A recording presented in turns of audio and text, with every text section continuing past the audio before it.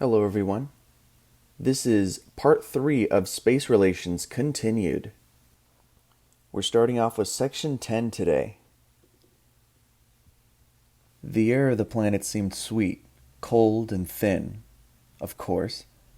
Craig inhaled it hungrily, listened to the icy clarity of the sounds, and felt his eyes fill with meaningless tears.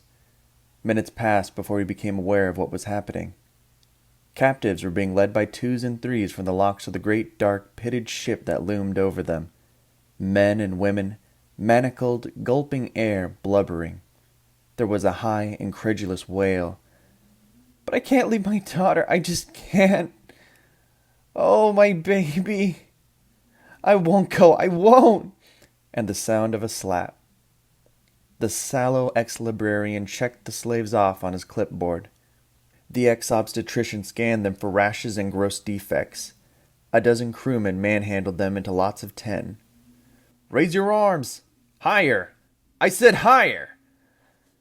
A heavy 10-foot metal pole was passed through the center links of 10 pairs of shackles, and the ends locked. "Pole 2 ready! Pole 5 ready! Pole 4 ready! I'm short 1 on pole 3. Pole 7 ready! Short 2 on pole 1. Here's your last on pole 3. Where's H7? Pole 5, you have 1 wrong. Get H7 off there. Pole 1, take H7 and here's your last. Pole 1 ready. Pole 3 ready. Pole 10 ready." "Commercial polyphony," said Craig, down the scabby neck of the man in front of him in the middle of pole 4. "You could say that again," grunted the man. "No talking, cargo!" There was a scuffling sound, and someone broke loose. A man running. A weaving, pumping figure moving out and out, smaller and smaller, across the scarred, lion-covered flats of the spaceport. No one at the staging area moved. A faint droning, which Craig had not noticed before, rose to a snarl. A small skimmer, a one-seater, swooped from above the ship and shrieked after the diminishing black shape of the fugitive. The escaping slave turned, zigzagged, darted this way and that, stumbled, rolled over, and ran again. The skimmer stayed easily above him, settling lower and lower until it seemed to pounce on him, caught him in some jaw-like contrivance under the nose, soared upward with him waving his legs and arms like an impaled beetle, buzzed the throng at the ship so they could hear the man's yells, and flew off toward the walled compound. "Pole 9, was that yours?" "That was our S-14. You'll see him later, Pole 9. Go in 1 short.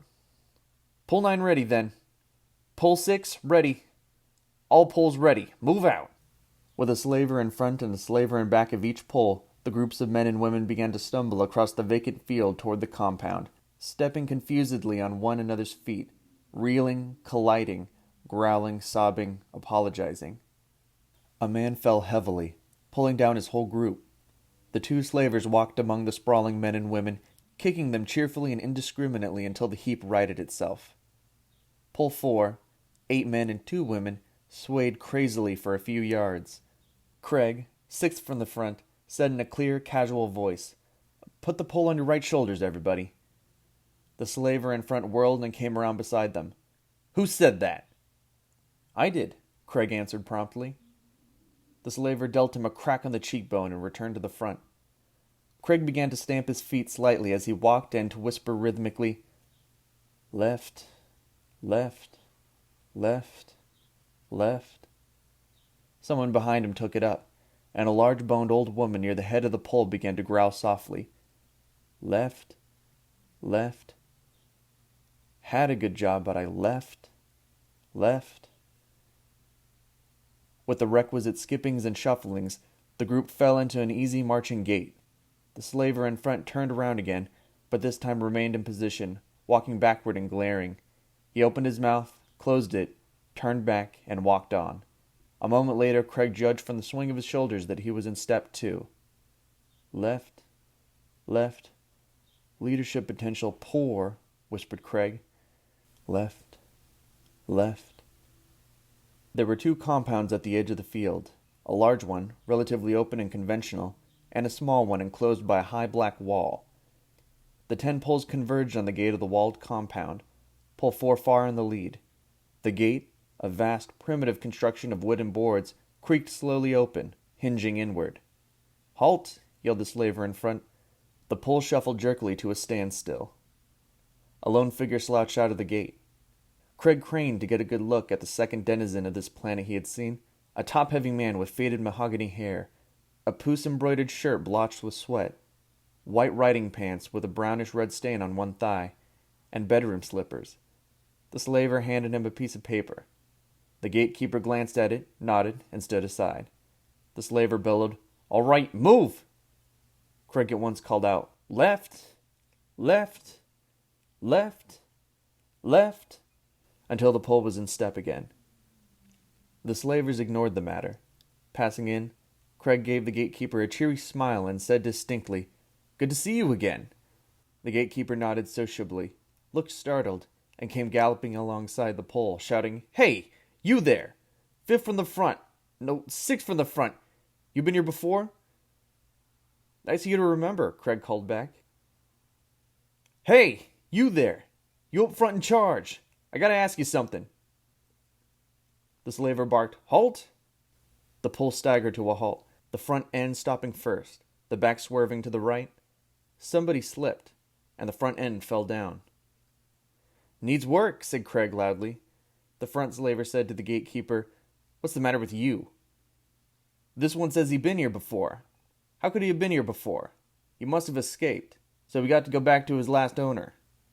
"Nobody escapes from Kossar," said the slaver. "You buggers on Kossar is always saying nobody escapes from Kossar yourself." "Could have stole him," said the gatekeeper. The slaver's reply was forestalled by a vexed clamor from the gate. 3 poles were waiting to present their pieces of paper. "Excuse me, I am needed elsewhere," said the gatekeeper with dignity. He hobbled around looking for a slipper he had lost, found it, hopped about putting it on, and slouched back to the gate. All the poles were assembled in a large shed opened on the sides. At one end, which seemed to house an enclosed chamber, a door opened. Through it Craig glimpsed fabrics and soft colors. A figure walked lightly out. It was the old queen who had visited the slaver's hold. He wore a short black leather jacket studded with silver, and very tight sky-blue trousers over his knobby shanks, and carried an object like antique visible light field glasses, but unusually small and finished in some opalescent substance with gold ornaments. He held this to his eyes and surveyed the mass of slaves. Craig could have sworn that as the optical device pointed toward him, it hesitated in its sweep. A group of slavers came into the shed from a ground contact vehicle outside, and Craig could hear the queen say in precise accents to one of these, "Get them sideways to the block, please. I want them to see." After a flurry of shouting and kicking, the poles were arranged so that every slave had a clear view of the crude platform. 3 figures appeared and silently oscillated toward the platform. It was the man who had been hunted down on the field, struggling ineffectually between 2 black-clad men. They dragged him up, fastened his wrist manacles to a hook dangling from a cable above the platform, and hoisted him until his toes could barely touch the wooden boards. The queen swayed over, walking around him twice as if he were a piece of sculpture, and nodded. Craig, studying the wrinkled, pursy face with its pale green dancing eyes, thought a mischievous look passed over it. One of the men in black produced a whip like a huge quirt. The other ripped the already ragged clothing from the back of the dangling man. 1. A sigh ran through the masked slaves. The lash left a streak across the back that slowly welled red. 2.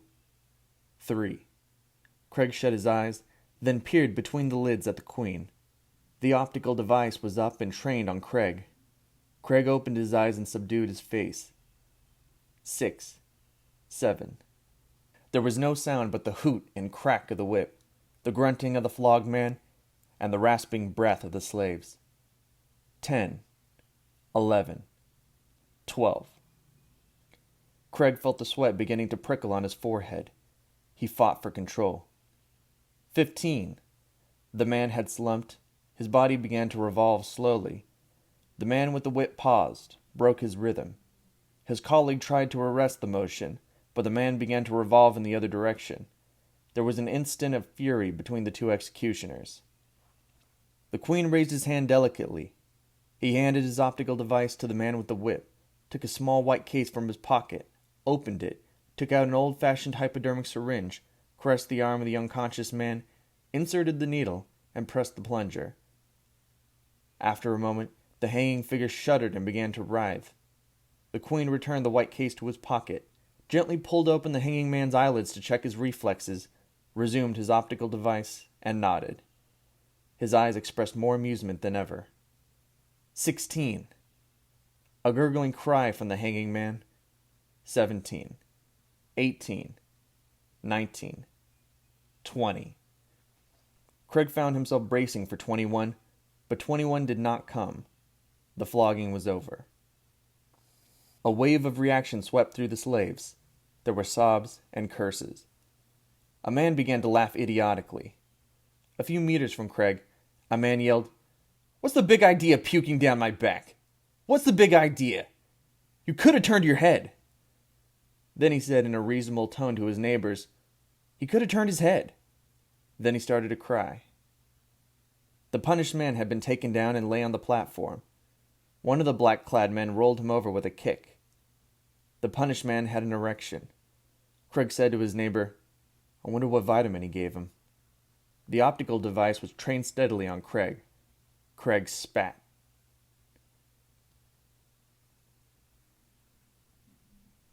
And that will be it for this episode of our little audiobook regarding space relations by Donald Barr. These sections do seem to be getting a lot longer, so I will be sure to section them out appropriately so they're no more than about 20 minutes. I hope you have a nice day, take care, and see you next time. This is Ranting Politics.